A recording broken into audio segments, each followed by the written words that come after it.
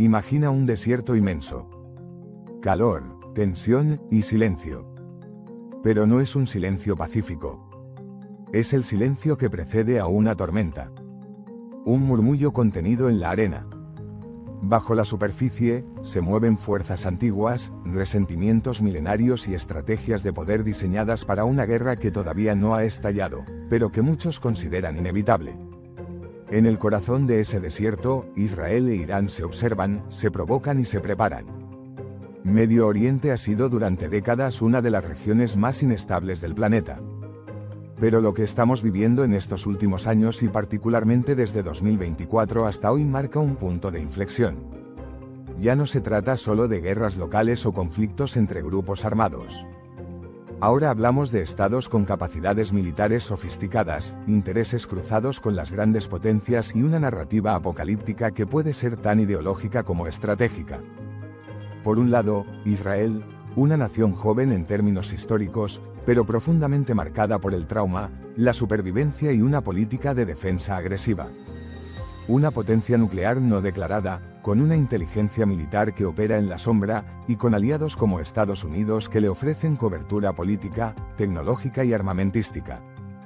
Israel no teme actuar más allá de sus fronteras, como lo ha demostrado una y otra vez. Bombardeos selectivos en Siria, sabotajes en instalaciones iraníes, asesinatos de científicos, operaciones encubiertas. Por otro lado, Irán, una república islámica que mezcla teología, nacionalismo y una visión de hegemonía regional. Tras décadas de sanciones, conflictos internos y aislamiento, Irán ha aprendido a resistir. Pero no solo a resistir, sino a expandirse mediante redes de milicias, grupos aliados y brazos armados en Líbano, Siria, Irak y Yemen. Hezbolá, las milicias chiitas y los hutíes son, en muchos sentidos, las extensiones de su política exterior. Irán no lanza misiles directamente, pero responde desde las sombras. Y cada golpe que recibe, lo convierte en propaganda y combustible para el martirio. Ambos países se odian, sí. Pero también se temen. Saben que una guerra directa podría incendiar toda la región, y más allá. Las tensiones entre Israel e Irán no son nuevas. Se arrastran desde hace décadas. Pero lo que ha cambiado es la intensidad, la frecuencia de los choques y la pérdida progresiva de los frenos diplomáticos. Ya no hay espacio para disimulos. Ya no hay pactos secretos ni canales confiables. Lo que antes se resolvía en la sombra, hoy se muestra abiertamente: amenazas públicas, ejercicios militares, interceptaciones, ataques a convoyes, acusaciones en la ONU. Una escalada continua. Y detrás de ellos, como si se tratara de una partida de ajedrez con piezas móviles y reglas cambiantes, están los grandes jugadores: Estados Unidos, Rusia, China, Europa. Cada uno con intereses cruzados, alianzas fluctuantes y una agenda que muchas veces no tiene que ver con la paz, sino con el control geopolítico de una región estratégica por su petróleo, sus rutas comerciales y su valor simbólico en el imaginario religioso global. Medio Oriente es un tablero.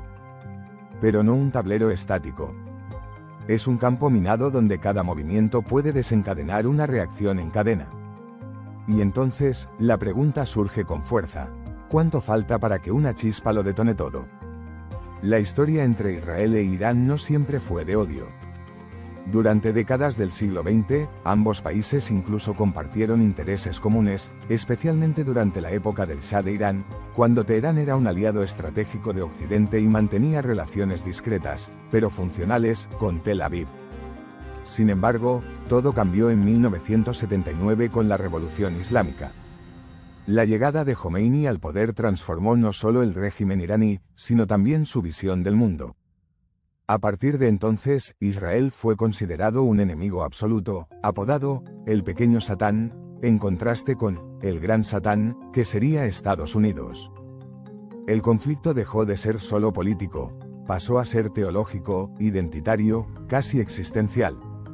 Israel, en tanto Estado judío, se convirtió en un símbolo a destruir para las fuerzas más radicales del Islam chiita. Y desde entonces, Irán ha financiado, entrenado y armado a toda organización dispuesta a enfrentarlo. Pero la estrategia iraní no ha sido directa. Ha sido paciente, dispersa, envolvente. En lugar de atacar abiertamente, Irán ha creado una red de influencia conocida como el Eje de Resistencia, Hezbolá en Líbano, las milicias chiitas en Irak, los hutíes en Yemen, Hamás y la Yihad Islámica en Palestina.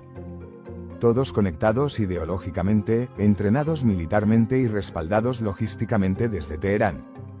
Es un ejército sin bandera nacional, pero con una misma brújula geopolítica: debilitar a Israel y expulsar a Occidente del Medio Oriente. Israel, por su parte, ha optado por una doctrina de defensa ofensiva. No espera a ser atacado. Ataca primero. Lo ha hecho en Siria, bombardeando posiciones iraníes o convoyes con armas. Lo ha hecho saboteando centrales nucleares iraníes. Y lo ha hecho mediante la inteligencia, asesinando a científicos clave del programa atómico iraní.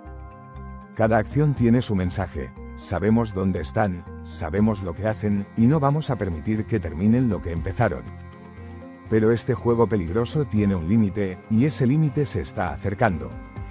En los últimos años, Irán ha avanzado en su programa nuclear, enriqueciendo uranio a niveles que se acercan peligrosamente a los necesarios para una bomba. Y aunque dice que su intención es pacífica, Israel no le cree. Ni Israel, ni muchos de sus aliados. Porque saben que un Irán nuclear cambiaría por completo el equilibrio de poder en la región. Ya no sería solo un rival ideológico, sería una potencia con capacidad de disuasión atómica. Y eso, para Israel, es inaceptable. Por eso, muchos analistas creen que estamos entrando en una fase crítica: o se negocia un nuevo acuerdo con Irán, con garantías reales, o Israel podría decidir actuar de forma unilateral, lanzando un ataque preventivo contra las instalaciones nucleares iraníes. Y si eso ocurre, la respuesta no se haría esperar. Irán podría responder no directamente, sino a través de su red de aliados. Hezbolá lanzando miles de misiles desde el Líbano. Los hutíes atacando barcos en el Mar Rojo. Hamás reactivando la violencia en Gaza. Células dormidas activándose en Irak o incluso en Siria. Una tormenta perfecta. Un conflicto en múltiples frentes que convertiría la región en un caos. Y aquí es donde entra el componente global. Estados Unidos, aliado tradicional de Israel, se vería arrastrado inevitablemente. Rusia, aliada táctica de Irán en Siria, podría mover sus piezas. China, dependiente del petróleo iraní, tendría que posicionarse. Europa, una vez más, intentaría mediar, pero probablemente demasiado tarde. Turquía, Arabia Saudita, Egipto, todos tendrían algo que perder o ganar en esa guerra. ¿Y el resto del mundo? El precio del petróleo se dispararía. Las rutas comerciales se verían afectadas. La seguridad internacional, ya frágil por otras crisis, podría desmoronarse. Y en el peor de los escenarios, podríamos estar ante un conflicto regional que se globaliza por contagio, como tantas veces ha ocurrido en la historia. Nos encontramos, entonces, en un punto de tensión que podría definirse como un polvorín listo para estallar. Pero la historia del Medio Oriente nos ha enseñado que las dinámicas de poder son mucho más complejas que simples choques directos. Entre el enfrentamiento abierto y la coexistencia tensa, se abren zonas grises donde la diplomacia, la guerra encubierta y las estrategias de desgaste se entrelazan en un juego de sombras. En este escenario, la pregunta clave es: ¿qué podría detener el conflicto? ¿Es posible una solución real, o estamos condenados a la repetición de ciclos de violencia? Una de las vías que muchos expertos señalan es la diplomacia internacional. El regreso al acuerdo nuclear, el JCPOA, Plan de Acción Integral Conjunto, bajo términos más estrictos, podría retrasar el avance iraní hacia la bomba y aliviar la tensión. Sin embargo, las posturas radicales de ambos lados dificultan alcanzar un consenso. Israel exige garantías imposibles de aceptar para Irán, mientras que la República Islámica insiste en mantener sus programas soberanos como símbolo de independencia nacional. Otro posible freno es el cansancio de la guerra. Tanto Israel como Irán saben que un conflicto abierto sería devastador para ambos. Israel, pese a su capacidad militar, enfrenta una realidad demográfica complicada y una opinión pública dividida. Irán, por su parte, sufre sanciones económicas brutales que afectan a su población y la estabilidad interna. Pero, ¿y si no hay un freno efectivo? El riesgo de una chispa accidental aumenta con cada incidente menor. Un ataque no autorizado, un error de cálculo o incluso un malentendido pueden encender la mecha. En este contexto, es vital entender que el polvorín de Medio Oriente no se limita a Israel e Irán. Las tensiones sectarias, la rivalidad entre suníes y chiíes, la influencia de potencias regionales como Arabia Saudita y las heridas abiertas de conflictos pasados amplifican la fragilidad.